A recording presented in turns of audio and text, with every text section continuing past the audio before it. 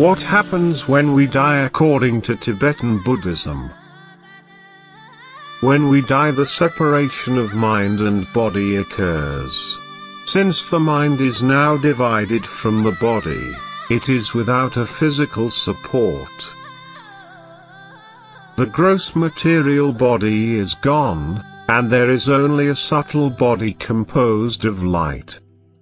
This subtle body lacks the essential substances received from the father and mother, and consequently the dead person has no further perception of the light of sun and moon. Nevertheless, there is a kind of luminescent glimmering, a mental energy, emitted from the light body. This creates the impression that one can see one's way. In addition, all the beings who are wandering in the bardo of becoming are able to see and hear each other. Another aspect of this bardo of becoming is that whenever the bardo consciousness wishes to be somewhere, it is instantaneously present in that very place. The only places it is barred from are the womb of its future mother and Vajrasana, the sacred place where all the Buddhas attain enlightenment. The bardo body is a mental body, which is why it is present in a place as soon as that place is thought of. The mind of a dead person also possesses certain clairvoyance, albeit tinged with defilement. It knows what other people are thinking. A recently dead person can perceive how others are using the possessions he had accumulated in the course of his or her life, what they are thinking about, and how they are performing the meritorious practices for his or her sake. The living do not see the dead, but the dead can perceive the living. Bardo beings congregate together and suffer from the sensations of hunger and thirst, heat and cold. They experience intense suffering as they wander in the intermediate state.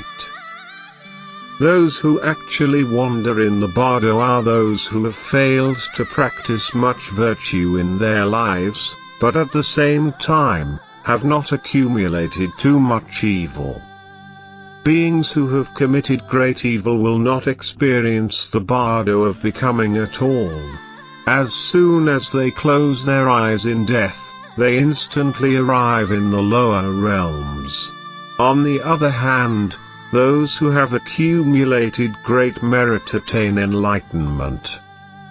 In general, people who are neither great sinners nor great saints will have to experience the bardo of becoming. During the first 21 days after the death, the deceased have the same sort of perceptions they have had during life. They have the impression of possessing the same body and mind as before, and they perceive the same surroundings they experienced during their life.